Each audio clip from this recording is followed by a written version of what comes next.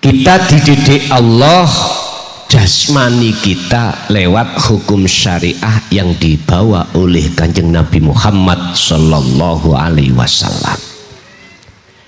Di situ ada hukum dua, larangan dan perintah, alias wajib jasmani ini meninggalkan larangan dan menjalankan perintah. Itu di hukum syariah jasmani. Contoh sholat 5 waktu, khafidu ala sholawah, wajib jasmani ngelakoni. Lah Rasulullah itu juga menyampaikan babakan ajaran tentang ruhaniyah. Inilah yang Allah sampaikan di dalam surah Ali Imran tadi, dengan satu pertanyaan, ajaran panjenengan yang bagaimana ya Rasul, yang harus kami ikuti. Dan ajaran yang kedua inilah Bapak Ibu, jarang umat manusia, jarang, atau umat Islam jarang sing purun nompo ajaran opo iku yang langsung ada hubungannya dengan ruhaniyah. Huwaladzi arsala rasulahu bil huda wa dinil haq ai dinut tauhid.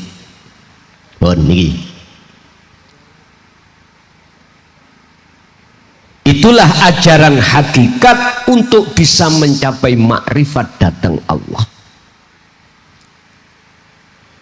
Ini harus diketahui dan mohon maaf harus kita pelajari ketika saat kita sudah Islam dan iman. Ini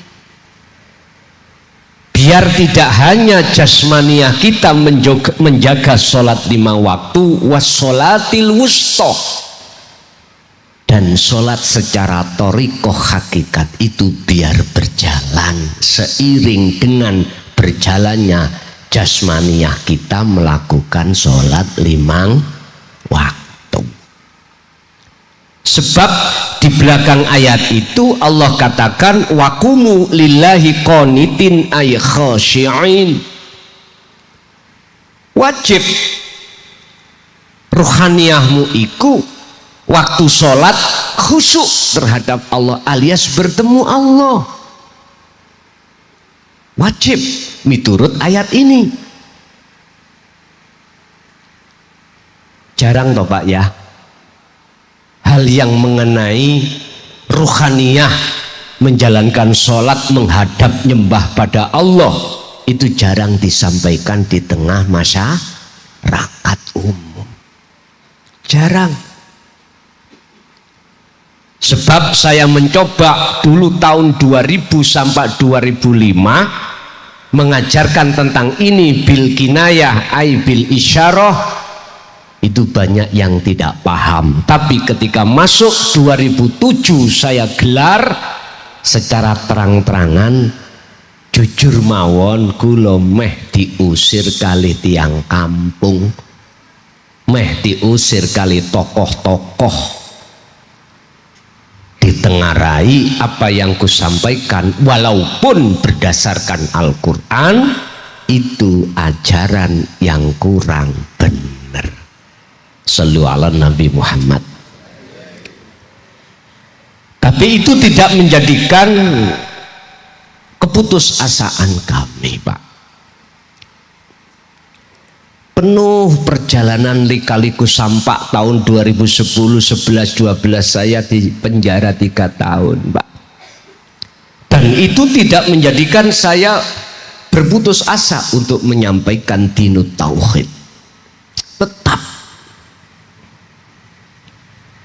nggih mohon maaf, terus terang saya mengikuti sistem wasilun yang pernah Rasulullah jalankan. Sistem di mana dari syariat ke torikot, dari torikot ke hakikat, hakikat ke makrifat iku sistem wasilun. Bapak Ibu hadirin, kembali kepada surah Al-Baqarah 208. Mengapa yang dipanggil oleh Allah itu orang yang beriman? Karena belum ihsan. Siapapun kita, iman kita belum ihsan, mohon maaf sebetulnya, mohon maaf sebelumnya, apapun status kita, waktu sholat nggak bisa bertemu Allah, mboten saged. Ruhaniah kita,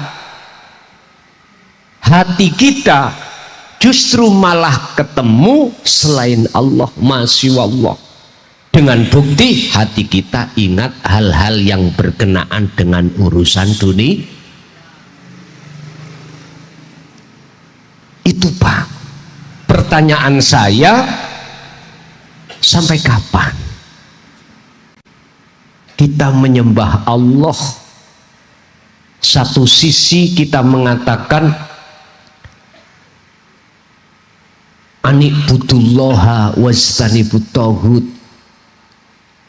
tapi satu sisi hati kita belum bisa sampai di situ.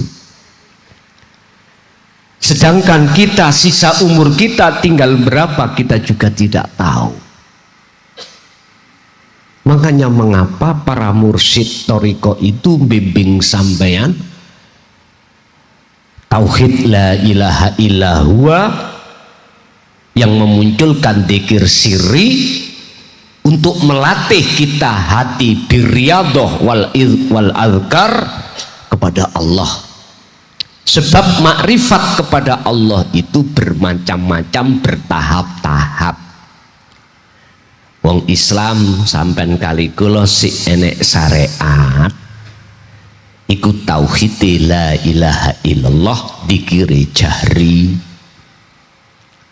iku makrifat pada Allah bi ismin, nama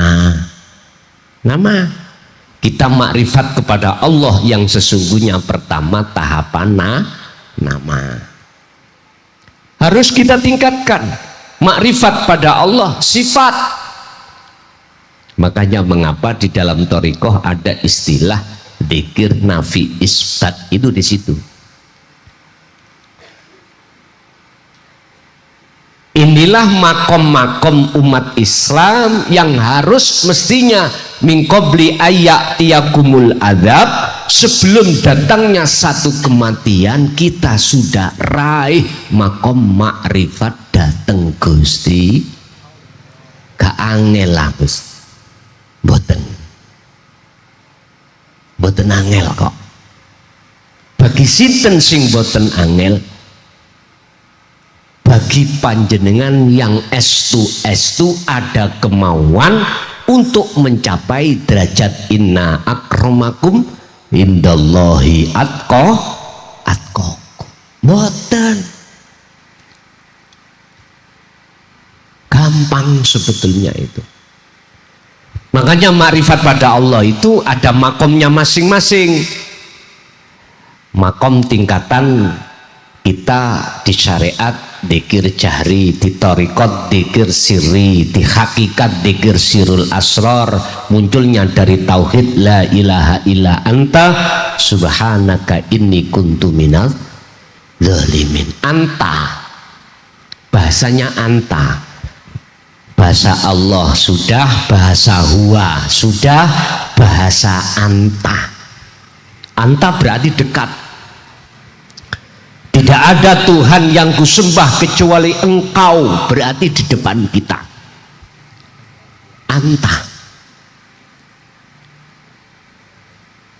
Bapak Ibu, inilah nurul iman menuju hakul iman yang disebut imannya sudah ihsan. Kata Rasulullah tadi, ketika jenengan menyembah seakan-akan kau bisa melihat wujudnya Allah, karena dekat. Fa'ilam taroh, apabila belum bisa melihat Allah, maka seakan-akan kau itu selalu dan merasa dilihat oleh Allah. Babakan melihat,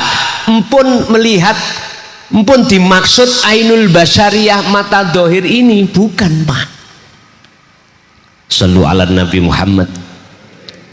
Kita manusia tadi ada jasmani dan rohani. Allah kasih mata jasmani ainul basyariyah untuk melihat sesama makhluk, sehingga muncullah namanya hablum minan nas, hubungan antara sesama manusia. Mata saya contohnya berhubung boten buta, bisa melihat cagak, meja, kembang, kursi, apapun.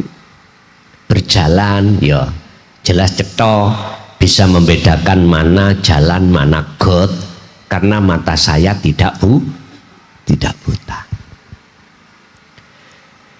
Perlu diketahui ruhaniyah pun Allah kasih mata namanya ainul basirah.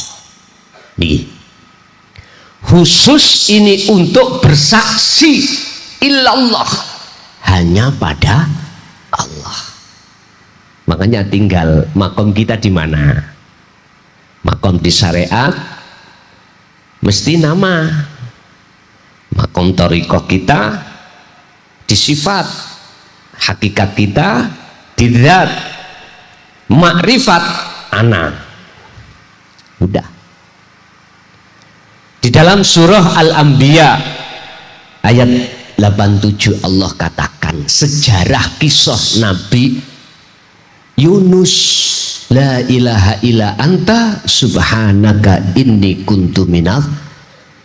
Beliau itu sudah merasa selama ini dolim terhadap Allah. Dolim.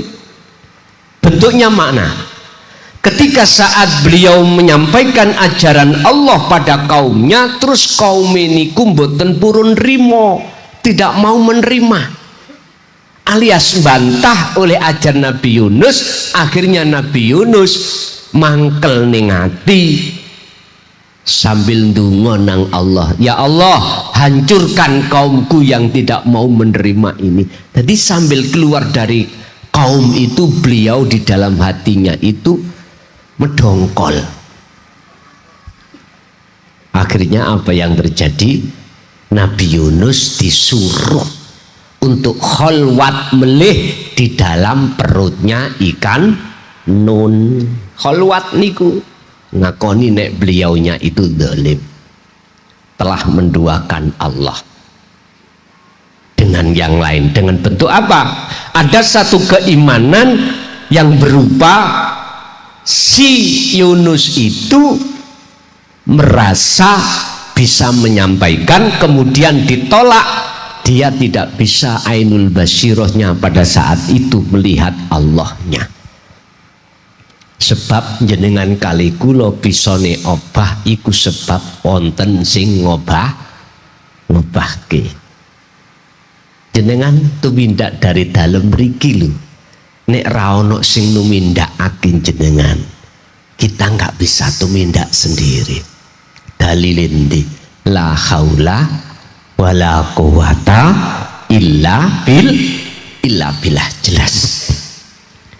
Kita manusia tidak punya daya upaya untuk melakukan apapun, kekuatan apapun. Termasuk kula ngomong ngeten, nggak ada. Secara makhluk saya bisa, nggak bisa. Oleh karena di dalam dan di luar diri kita ada nyatanya Allah, itulah Bapak Ibu. Akhirnya seakan-akan kita itu bisa berbicara, bisa melihat, bisa mendengar, bisa bergerak dan lain sebagainya. Ini dalil mulai kecil kita hafal. Allahu khalaqakum wa ma ta'malun. Allah yang menciptakan seluruh makhluk semesta ini. Wa ma ta'malun, dan apa yang muncul dan timbul dari semua makhluk iku parane sangka Gusti idza sa'alaka ibadi anni fa inni qaribun. Muhammad dalam Gusti, jikalau hambaku bertanya tentang aku di mana, jawablah fa inni qaribun, saya itu dekat. Nikilah Pak, keterbatasan kita sebagai umat manusia, dikarenakan kita tidak mau mengikuti Rasulullah ajarannya di dinut tauhid, maka sampai kapanpun hati kita masih buta pada Allah.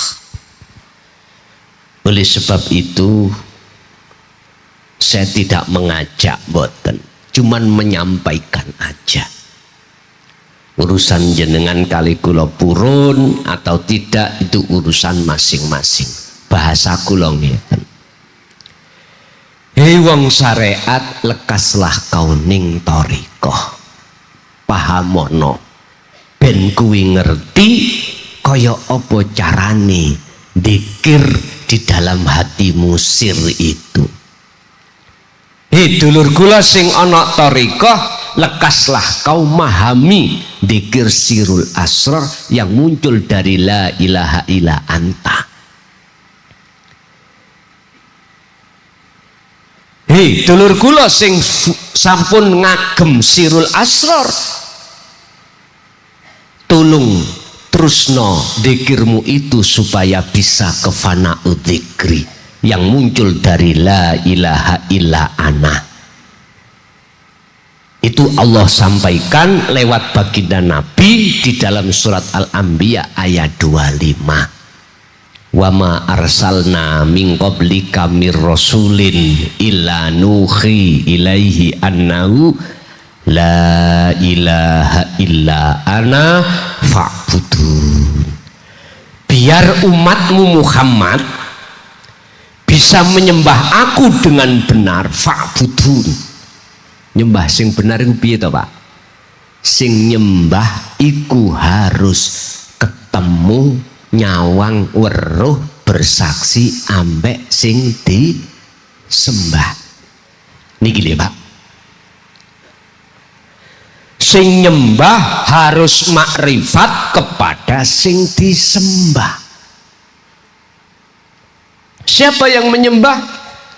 Makhluk ruhaniah kita. Siapa yang disembah? Khalik, Tuhan kita.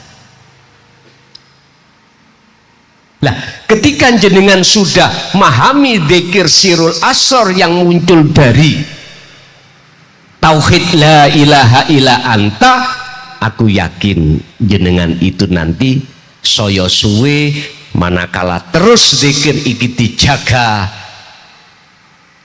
ya ayyuhalladzina amanu dzkurullaha dzikron katsiran al-ahzab, maka secara otomatis jenengan akan mengerti tentang maksud dzikir ana.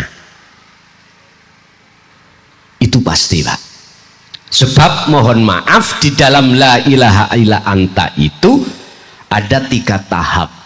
Syekh Ibnu Athaillah dawuh dalam kitab hikamnya menyebutkan su'aul basyirah wa ainul basyirah wa hakul basyirah. Ngibadah amaliyahmu ben ning ngersane Allah iku diterima ning ngersane Allah.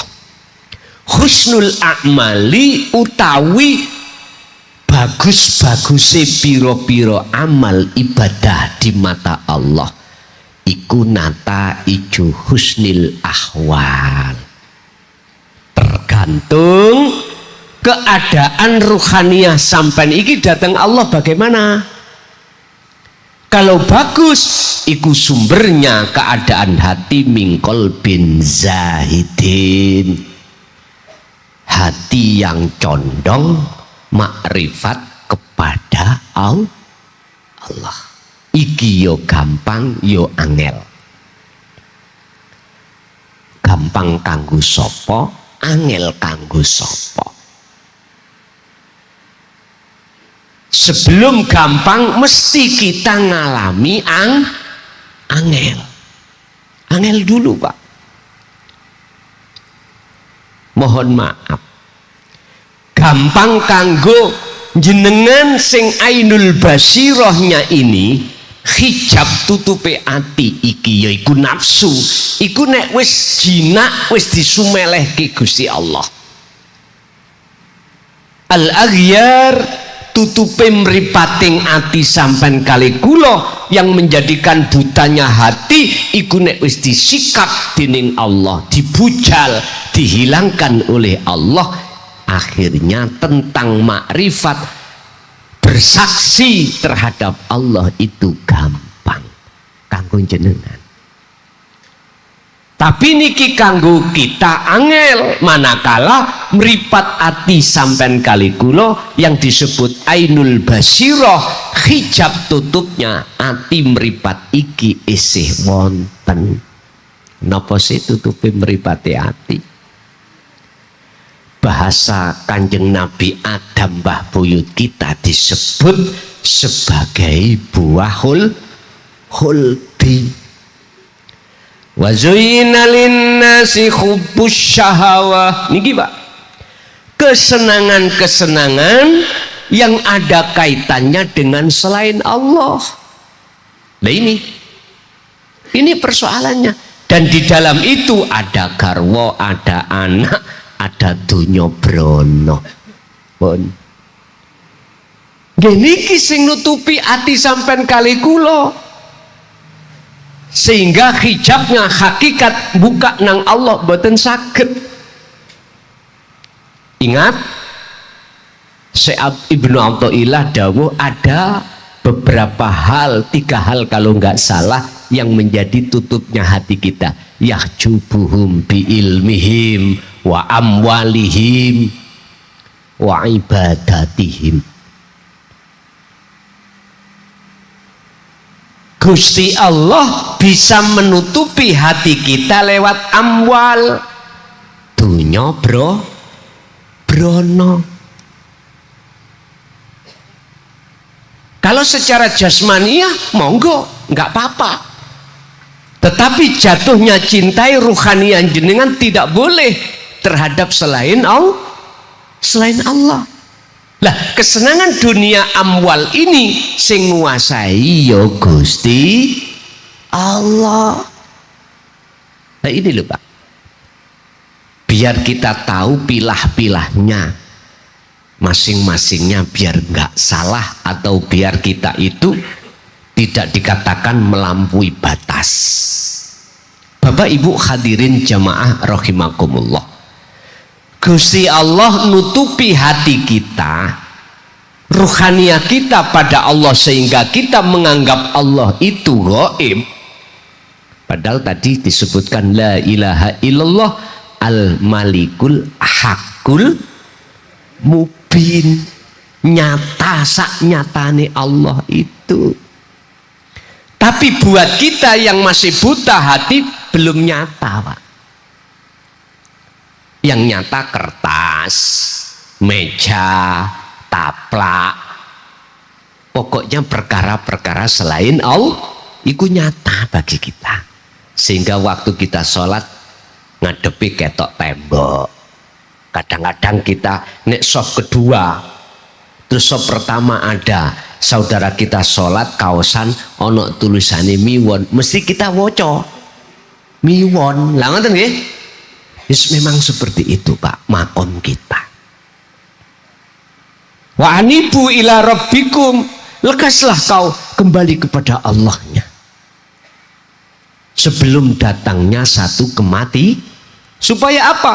Supaya kita dapat pertolongan dari Allah. Sebab miturut ayat itu, barang siapa saat di dunia ruhaniah belum kembali imannya ke ahad, ke Allah, di dalam la ilaha illa ana kok pun sedo, mohon maaf, ayatnya summalatun sorun, maka di situ kita tidak dapat pertolongan dari Allah. Naudzubillah. Memang ngaji niki ekstrim. Mengapa dianggap ekstrim? Karena saking longkoni, jarang-jarang babakan tauhid itu digelar. Akhirnya masyarakat menganggap ini pelajaran tabu, pelajaran sing asing. Lah ngoten nggih? Asing. Tapi mohon maaf sebelumnya, saya tidak mengurangi rasa hormat panjenengan sedaya. Kita semua diri ini ada prosesnya, Pak. Makom syariat, makom thariqah, makom hakikat, makom makrifat. Mula sangka iku saya hadir di tengah-tengah jenengan iki mboten punya niatan nopo-nopo. Tentang fafirru ilallah, kembali kepada Allah itu saya posisinya inni lakum minhu nadhirum mubin. Saya sebatas menyampaikan saja perkara yang mubin, yang jelas ini. Urusan ditolak itu saya tidak boleh menyalahkan. Tetep jenengan iki mang tatkalane eneng sing dereng saged nampa iku ya kabeh mungguhe kersane Gusti Allah. Sami Pak, kita waktu sekolah pelajaran bahasa Arab awal niku wis waras-warasen karena belum paham. Nek wayah ajenge pelajarane benjing ngoten wis muga-muga gurune mencret. Lah ngoten nggih, saking mboten disukai. Tapi manakala jenengan estu telaten teliti terus sregep mutolaah, sregep sinau, sregep maca, aku yakin yang asalnya bahasa Arab itu mang sulit munggu kita akhirnya jadi gampang. Nggih Pak, kula biyen niku nek ngaji ilmu nahwu sorob mulai mulai jurumiyah, amriti, alfiyah ibnu Malik, jawahirul maknun wis pusingnya 7 keliling. Estu niki momoke arek pondok iki wonten mriku. momok pun waduh. Tapi berhubung cah-cah pondok iki telaten gitu. Nadomnya harus dihafal, murodnya juga begitu harus dihafal.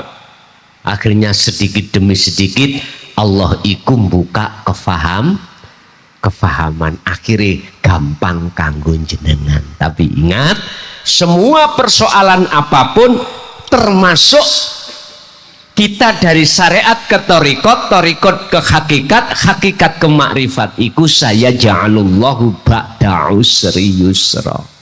Awalnya ditempuh susah-susah terus, berhubung kita tidak berhenti, akhirnya derajat yang paling luhur ing ngersane Allah yaitu inna akramakum indallahi atqakum. Takwa, yang takwa iku bersumber dari 3 hal: ilmu, amal, istiqomah. Ilmu maksudnya adalah dinut tauhid, amal itu harus kita laksanakan sesuai dengan petunjuk, istiqomah terus walaupun jenengan sholat kok dereng makrifat pada Allah. Apabila jenengan estu mendawamkan, mengistiqomahkan dzikir tersebut, aku yakin saya suwe saya dibuka dening Allah Subhanahu wa ta'ala. Rapopo ojo leren, estu ojo leren. Dulu tahun 76 kula niki dibeat abah kula piyambak. Sedina suwengi ku dzikir sir iku mboten kados sak mangke. Sak mangke paling hitungan atusan. Dulu 20.000 Pak. 20.000. Kula ibtidak kelas sekawan niku. Ya Allah. Nek gak gelem niku nggih mesti dipecuti. Akhirnya dengan terpaksa pun. Tapi keterpaksaan itu akhirnya membuahkan satu yang kita harapkan. Apa sih tujuannya dzikir, tujuannya suluk? Wusul ketemu Gusti Allah. Berhubung beliau mboten mewariskan dzikir sirul asrar, hanya dzikir jahri kali siri nggih puluhan tahun Pak, oleh suluk khususiyah iku ora temu-temu, paling temune nggih para-para ghaib makhluk malaikat gitu. Ghaibe makhluk surga neraka, ghaibe makhluk termasuk jin iblis, ghaibe makhluk termasuk para nabi dan rasul. Sedaya niku lak makhluk toh. Makhluk. Padahal tujuan kita suluk ketika khalwat apa? Yakfur bitaghuti wa yu'min billah. Lihat di dalam surah Al-Baqarah 256. Wa man kana wa may yakfur bitaghut wa yu'min billah. Barang siapa yang mau meninggalkan selain Allah di dalam hatinya lewat khalwat dengan sistem wasilun dzikir sir dan sirul asrar, maka wa yu'min billah, maka Anda akan imanmu akan ihsan, atau bisa diartikan ayat ini, maka kau akan pasti bertemu Allah. Karena Allah sudah berjanji pada kita lewat surat Al-Ankabut ayat 5. Sing sapa wonge, barang siapa di dalam hatinya ingin bertemu Allah, fa inna ajalallah la'at. Allah berjanji pada waktu yang ditentukan itu akan terjadi. Udah, iki wilayah Allah sudah. Sing penting kita terus berzikir, terus berzikir. Syaratnya mung kalih Pak, jenengan kalih kula isoi ketemu Allah. Al-Kahfi ayat 110 niku wonten syarate. Dicatat Al-Kahfi ayat 110 surat yang terakhir. Jikalau siapapun wa mangkana yarju liqa'a rabbih, barang siapa yang ingin bertemu Tuhannya ai Allah, pertama fal ya'mal amalan sholihan. Jenengan harus terus menerus berzikir. Sebab ketika hati jenengan sudah berzikir sir dan khususnya sirul asrar, maka keadaan rohania sampean akhirnya boten mengikuti kepentingane hawa nafsu. Allah akan sikap hijab tutupnya hati kita, Pak. Manakala itu terus menerus kita lakukan. Yang kedua, wala yusyrik bi ibadati rabbih ahada. Yang terakhir, ketika jenengan suluk khalwat, jangan sekali-kali jenengan iki menduakan Allah dengan yang lain. Artinya apa? Bimbingan tauhid dzikir sirul asr menuju fana'u dzikri, jenengan kudu faktulu anfusakum, mateni keakuan kita yang bisa melakukan dzikir. Inilah proses dari su'aul basyirah ke ainul basyirah. Nek cara wong Jawa, inilah proses dzikir rasa menuju liqa ketemu Allah. Rasa itu iman, Pak. Rasa itu iman. Jadi jenengan wajib untuk melepaskan diri dari keakuan makhluk yang bisa dzikir, yang bisa khalwat dan lain sebagainya. Kinten-kinten gak gendeng. Iki pertanyaan nggih, tak jawab nggih. Gendeng. Tapi bukan gendenge wong hik njaba-njaba nika. Disebut gila majnun itu saking tresnane menahan rindu jenengan datang Allah sampai ati sampean lali perkara selain Allah. Rasa mahabbah itu akan muncul dengan sendirinya.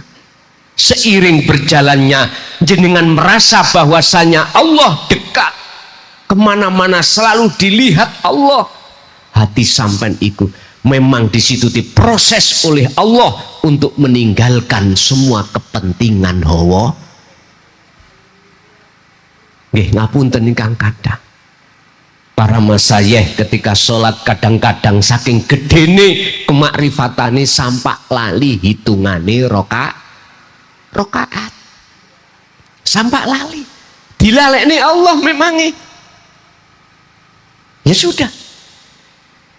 Memang itu resiko kita ketika menghadapi pertemuan terhadap Allah. Satu, pasti hati kita akan dilalaikan Allah dari perkara selain Allah.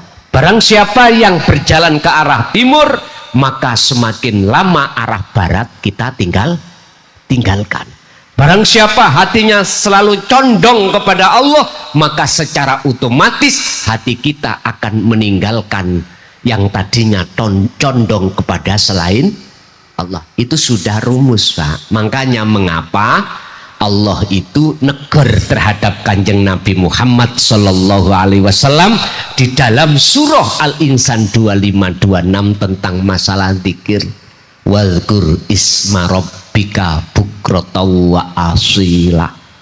Pagi sampai sore, wa minal laili, malam juga Muhammad geco ono tentang zikir.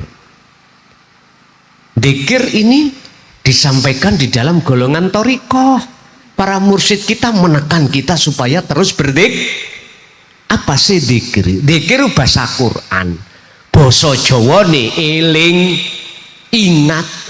Secara istilah ingat, zikir itu hati sampean iku ada satu kesadaran bahwasanya apa yang muncul dan timbul dalam diri kita atau di luar diri kita makhluk sumbere sangka Gusti. Kesadaran itu mboten diucap, tapi berjalan di atas iman, berjalan di atas pangrasa. Ini makanya dulur saya di thariqah, tolong sampean pahami sing dereng di dalam Sirul Asr, sampean pahami.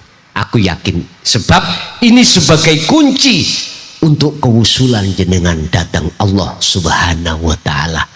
La ilaha illa anta, pelajari sampai kita itu bisa sampai la ilaha illa ana.